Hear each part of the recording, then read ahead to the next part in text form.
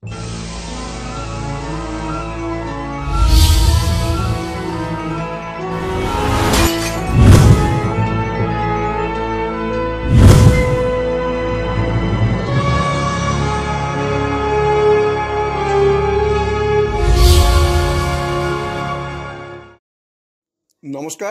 আপনারা দেখছেন কড়া খবর।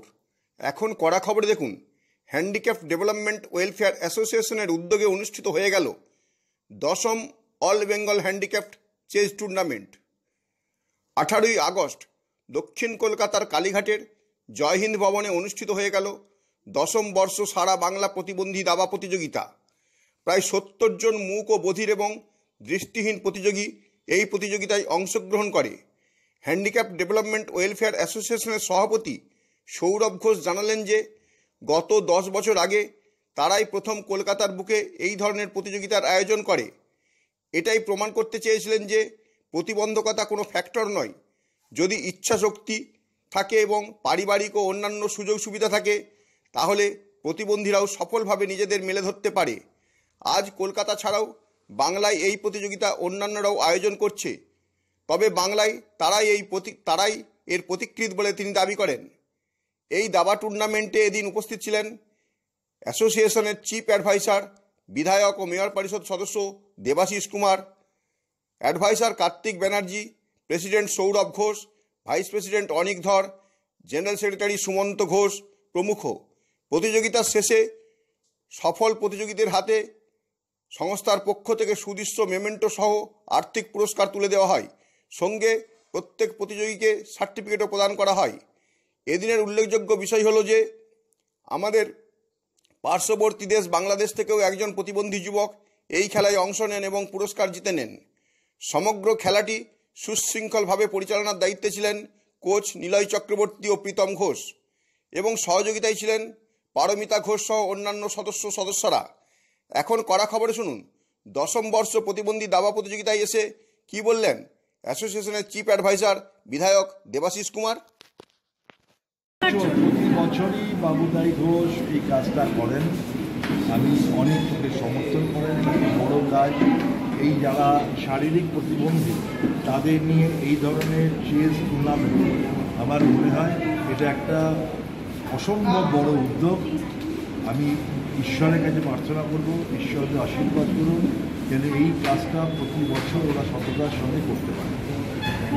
একটা প্রশ্ন, সেটা হচ্ছে যে ডার্বিকে কেন্দ্র করে তো কতবার আমরা দেখেছি যে এরকম একটা সিদ্ধান্ত নেওয়া হয়েছিল এবং আজকে যখন যুব ভারতীর সামনে টিম প্রধানের সকলেই সমর্থনে বৃহত্তমার সমর্থনে গিয়েছিল, পুলিশ তার উপর লাঠি চার্জ করেছে। বিষয়টা কি চোখে দেখছেন? আমি জানি না, আমি ঘটনা না জেনে। বিধায়ক দেবাশিস কুমারের পর আমরা চলে যাব অ্যাডভাইসার কার্তিক ব্যানার্জির কাছে, শুনবো তিনি কি বললেন এই টুর্নামেন্ট প্রসঙ্গে। অ্যাকচুয়ালি প্রত্যেক বছরই এই চেস কম্পিটিশানটা হয়, বাবুদাই ওর ভাই এবং অনেক এটাতে থাকে। আমরা প্রত্যেক বছর এবং এত বৃষ্টির মধ্যে তারা যে এসছে, তারা যে কতটা ডেডিকেটেড, আমি বলি উপরওয়ালা কিছু কিছু মানুষকে যদি কোনো ডিস্টার্ব করে থাকে আবার তার পরে আবার কিছুটা আবার বেশি দিয়েও দেয়, খুশিয়ে দেয় যাকে বলি। এদের এই ডেডিকেশনটা কিন্তু মারাত্মক। এদের আমার খুব ভালো লাগে এদের। আমি প্রত্যেক বছর পুরো দেখি এবং এরা সকাল থেকে সন্ধ্যা অবধি যতক্ষণ প্রোগ্রাম চলে, আমরা ভাবি কোনো প্রোগ্রামে গেলে একটু চলে যায়, একটু বেরিয়ে আসে, কিন্তু এরা কিন্তু খুব ডেডিকেটেডলি এই প্রোগ্রামগুলো করে, এই চেস কম্পিটিশানটা করে।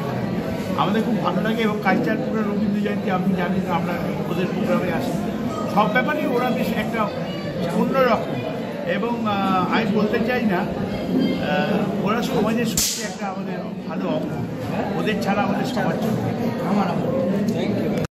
এরপর আমরা যাব অ্যাসোসিয়েশনের সভাপতি সৌরভ ঘোষের কাছে, শুনবো তাদের এই টুর্নামেন্ট প্রসঙ্গে কি বললেন তিনি।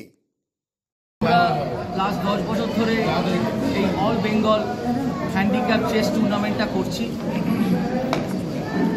সারা পশ্চিমবাংলা জুড়ে প্রতিটা জেলার থেকেই প্রতি বছর ধরে সমান তালে তারা আসেন এই চেস টুর্নামেন্টটাকে সাফল্যমণ্ডিত করার জন্য। তারা আমাদের সহযোগিতা করে, এবছরও তার অন্যতা হয়নি। আর এটা একটা ভাল লাগে, এটা মনের দিক থেকে ভাল লাগে যে এমনি নর্মাল চেস টুর্নামেন্ট তো সারা ভারতবর্ষে হয়, কলকাতার বুকে হয়, কিন্তু যখন আমরা এই হ্যান্ডিক্যাপ বা ডেফ অ্যান্ড ডাম্ব ব্লাইন্ড দিয়ে চেস টুর্নামেন্টটা শুরু করেছিলাম প্রথম দিকে, আজ থেকে প্রথম বছর 10 বছর আগে, আমার মনে হয় খুব কম সংখ্যক বা খুব কম সংস্থাই এই টুর্নামেন্ট, এই টাইপের টুর্নামেন্ট করতো। এমনি ক্রিকেট ফুটবল টুর্নামেন্ট হলেও হতে পারে জানি না, কিন্তু চেস এখন একাধিক হচ্ছে, সেটাই আমাদের কাছে একটা সফল যে আমরা আমাদের পথ দেখিয়ে, বা আমি জানি না ঠিক সঠিক বলছি কিনা, আর আজকে এই আবহাওয়ায় এত দূর দূরান্ত থেকে প্রায় 70 জন পার্টিসিপেন্ট উপরে আসতে পেরেছে, অনেকে আসতে পারেনি আজকে এই পরিস্থিতির জন্য। তারপরে সমগ্রভাবে সকাল থেকে অনুষ্ঠানটা হয়েছে, সারা বাংলার থেকে, কলকাতা শহর থেকে তো এসছে, সারা বাংলা পশ্চিমবাংলার থেকে এসছে, এটাও একটা আমাদের কাছে বড় প্রাপ্য। দেখুন, আমরা সারা বছরই কিছু না কিছু অ্যাক্টিভিটিস করি, তার মধ্যে স্পোর্টস অ্যাক্টিভিটিসটা তো বেশি করি, যেমন চেস টুর্নামেন্ট হয়। কবিগুরুকে আমরা প্রতি বছর শ্রদ্ধাঞ্জলি জানাই 25শে বৈশাখে, ওটাও সারা পশ্চিমবাংলা জুড়ে প্রায় 600-700 লোক পার্টিসিপেন্ট লোকরা করে আসে। আর এমনি ফুটবল টুর্নামেন্ট, ক্রিকেট টুর্নামেন্ট, এগুলো তো লেখেই আছে। আর সবসময় যাদের কোনো দরকারে হ্যান্ডিক্যাপ যারা, তাদের পাশে সবসময় আমরা। সৌরভ বাবুর পর আমরা শুনব ভাইস প্রেসিডেন্ট সঙ্গীত শিল্পী অনিক ধরের কথা। প্রথম দিন থেকেই আপনি আছেন, একদম শুরু থেকে, যখন সৌরভ ঘোষ যিনি প্রেসিডেন্ট, তাকে ডাকতাম বাবুতাই বলি, সকল আমরা চিনি এবং আমরা জানি, প্রচণ্ড ভালো বন্ধু আমাদের। এবং ওর যখনই একটা পরিকল্পনা করেছিল যে এরকম ডেফ অ্যান্ড ডাম্বের পাশে দাঁড়ানো, তাদেরকে সমাজের যে কোনো জিনিসের সাথে যুক্ত করে, সেটা খেলা হোক, সেটা গান বাজনা হোক, সেটা নৃত্য পরিবেশনা হোক, সেটা নাটক হোক, আবৃত্তি হোক, নানান রকমভাবে, যে তারাও যে আমাদের থেকেও বেশি স্পেশাল এক স্টেপে, সেই জিনিসটার একটা উদ্যোগে এই পরিকল্পনা নিয়ে হ্যান্ডিক্যাপ ডেভেলপমেন্ট ওয়েলফেয়ার অ্যাসোসিয়েশন শুরু করা। আই থিঙ্ক অনেক বছর হয়ে গেল, বছর মনে থাকে না, আর একদম শুরু থেকে আমি রয়েছি এই সংস্থার সাথে, এবং নানান অনুষ্ঠান, নানান, এবার অনেক বাচ্চা মেয়ে, যার সাথে একটু আমি দাবা খেলছিলাম, সে বলছিল যে এরকম কয়েক বছর আগে ও আমার কাছ থেকেই এরকম একটা ট্রফি নিয়েছে, আর সেই ছবি ওর কাছে এখন আছে, তখন ও অনেক ছোটো ছিল। তো এইগুলো শুনলে ভালো লাগে। আমরা ছোটো থেকে ছোট ছোট প্রয়াস নিয়ে ব্যাপারটাকে বড় করার চেষ্টা করছি। আগে আমরা তপন থিয়েটারের উল্টো দিকে একটি স্কুলে করতাম, আজকে জয়হিন্দ ভবনে হচ্ছে। এখানে এত মানুষ সারা বাংলা জুড়ে, মালদা থেকে, নানান জায়গা থেকে এসছে।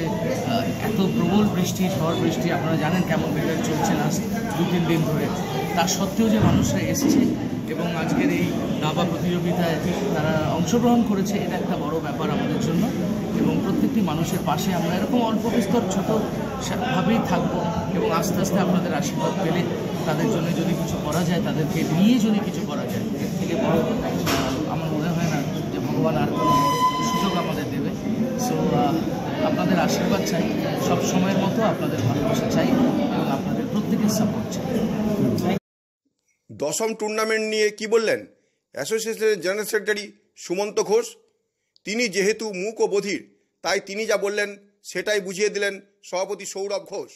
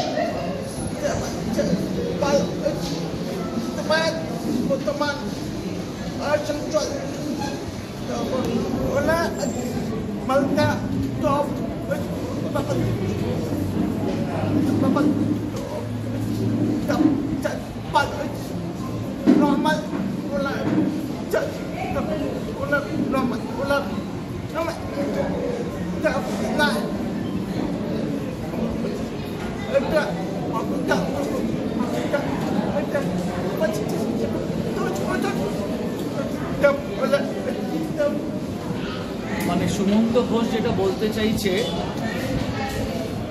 আমরা যখন শুরু করেছিলাম এমনি চেস টুর্নামেন্ট নর্মাল যারা তাদের কিন্তু প্রচুর চেস টুর্নামেন্ট মানুষ দেখেছে, জেনেছে কাগজের মাধ্যমে, মিডিয়ার মাধ্যমে। কিন্তু ডেফ টুর্নামেন্ট বা ব্লাইন্ডদের নিয়ে চেস টুর্নামেন্ট 10 বছর আগে যখন আমরা শুরু করেছিলাম এত ছিল না। বিগত কয়েক বছর যা আপনারা বা আমরা দেখছি, কিন্তু এই উদ্যোগটা আমরাই শুরু করেছিলাম। মানে 10 বছর আগে যখন আমরা এই উদ্যোগটা শুরু করেছিলাম, এই ডেফদের নিয়ে বা ব্লাইন্ড বাচ্চাদের নিয়ে বা লোকদের নিয়ে বা একটা অ্যাসোসিয়েশন করে চিন্তা করেছেন 10 বছর আগে, সেটা কিন্তু ততটা আগে ছিল না।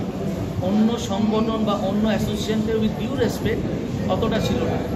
আমাদের এই জিনিসটা বা ওর উদ্যোগে বা ওর মাথায় চিন্তা করে এটা আসার পর থেকে আমরা দিনকে দিন দেখছি বিভিন্ন কলকাতার মধ্যে, কলকাতার বাইরে এইটা কিন্তু সবাই চেষ্টা করছে করার। ভালো, একদিকে ভালো উদ্যোগ, কিন্তু আমরা মনে করি আমাদের উদ্যোগটা প্রথম যে আমাদের মাথায় যে উদ্যোগটা এসেছিল, এটা আমাদের বা ওর সাথে যারা সংগঠনের সাথে যুক্ত আছে, অ্যাসোসিয়েশনে যুক্ত আছে, তাদের মাথা থেকে সম্পূর্ণ এই জিনিসটা ভাবনাটা।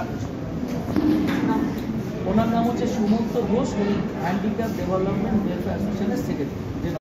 এবার আমরা শুনব টুর্নামেন্টের কোচ, যিনি সমগ্র টুর্নামেন্টটি সফলতার সঙ্গে পরিচালনা করলেন, সেই নিলয় চক্রবর্তীর কথা শুনব। টুর্নামেন্ট প্রসঙ্গে কি বললেন তিনি।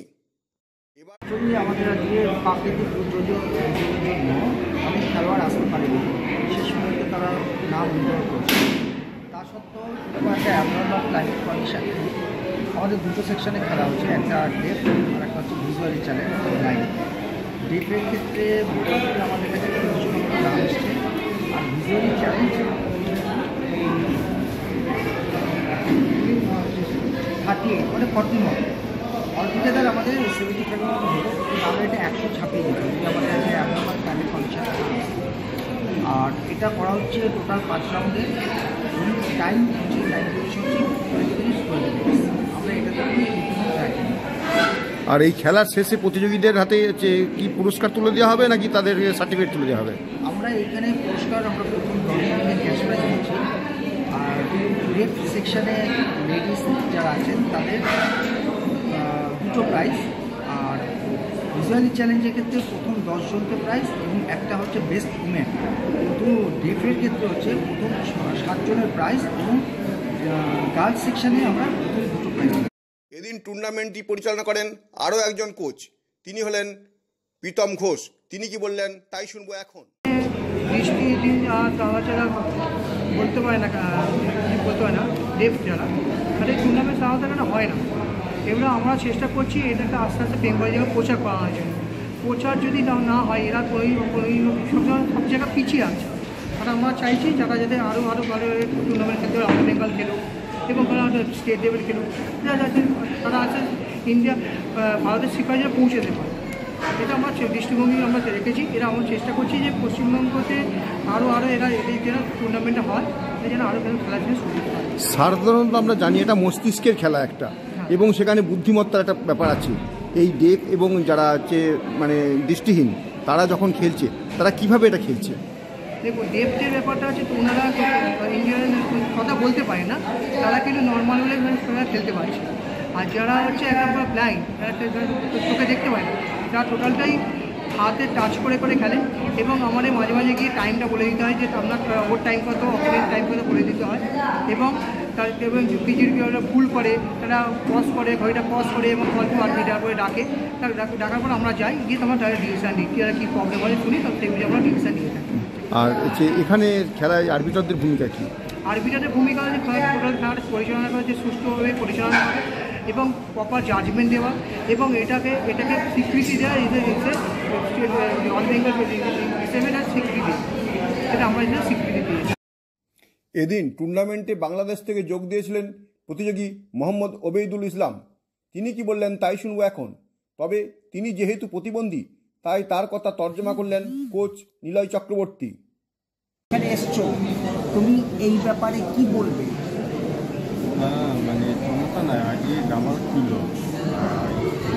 গিটার ছিল, গিটার পাচ্ছি, হ্যাঁ, পরে প্রকৃত বন্ধু ছিল, হ্যাঁ, তারপরে জামা ছিল, করে চেঁচাতে না উপর চেঁচা অনুভূত হয়ে খোলা, হ্যাঁ, তারপরে ভিটা খোলা আর গাড়ি টাকা খোলা বলছে গাড়ি তুলে দিতে হবে, হ্যাঁ জানাই বলছে হ্যাঁ সমস্যা না, যদি ভালো তাহলে খেতে পাবে, হ্যাঁ যদি খারাপ তাহলে খেতে পাবে। উনি যেটা বললেন একটু যদি বলে দেন। বললো প্রথমে ভিসাটা ওদের বন্ধ ছিল, তারপরে উপর মহল থেকে কথা বলে ভিসাটা নিয়ে তারপরে ওইখানে চলে এসেছে। এখানে আসতে এখন বর্তমানে কোনো অসুবিধা নেই তো? প্রথমে কাগজ যা আছে অনুমতি তারপর সরকারি চাকরি করি, তারপরে বই চ্যাম্পিয়ন বলছে কোনো প্রবলেম হয়নি, অনুমতি নিয়ে এসছে, তারপরে সরকারি চাকরি করে, তারপর তাদের সমস্ত দেখে ও তারপরে বধির দলের ও চ্যাম্পিয়ন, ওটাই চলে আসতে পেরেছে।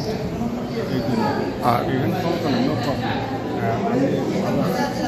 মা বাবা বলছে ইন্ডিয়া না ভালো, কিন্তু যখন জামা এই যে মা মানে টাকা দেবে তো আমি নিতে করি, হ্যাঁ গেলাম দিচ্ছি না, আমি নিতে করি নিতে খোঁজ করি, যদি হয় ও গেলাম করে দিবি টাকা ইনশাল্লাহ। হ্যাঁ আমি তো কেন আছি, আমি তো আবার আনন্দ কোথায় ঘুরতে যাবো এই কারণে, আর আনন্দ মন ভালো থাকতো জন্য তাই। বলছে যে ও প্রথমে ভেবেছিল ইন্ডিয়াতে খেলতে আসবে, মা বলেছিল এখন যেতে না, কিন্তু ও বললো যে ও যাবে, ওর ভালো লেগেছে এবং ও নিজের পয়সাতে এখন আসে, পরে ক্লাব বলেছে ওকে দিয়ে দেবে, এবং এটা করলে ওর মনটা খুব ভালো লাগে সব খেলাধুলা করার জন্য। ও যেহেতু বধির দলের চ্যাম্পিয়ন, ওর এখানে এসে খেলে মনটাও ভালো লাগে। এবারে কি আশা করছেন খেলায়? তুমি কি আশা করছো যে খেলছো, কী বল চ্যাম্পিয়ন হতে পারবে?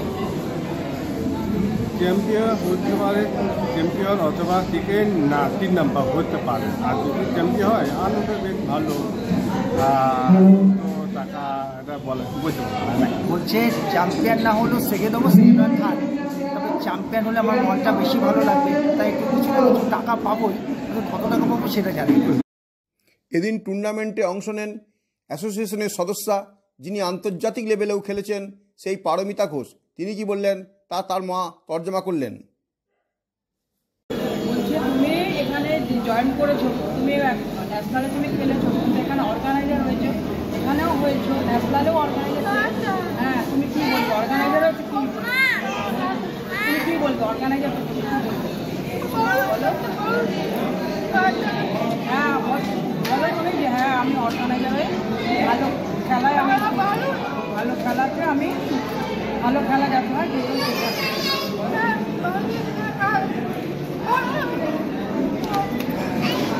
অনেক খেলেছি। ও কি বলতে চাইলো তুমি আপনি ওটা বলে দেন। তুমি খেলায় কী করতে চাও চাইছো? সব জায়গায় তুমি কোথায় কোথায় খেলেছো বলো, বলো না।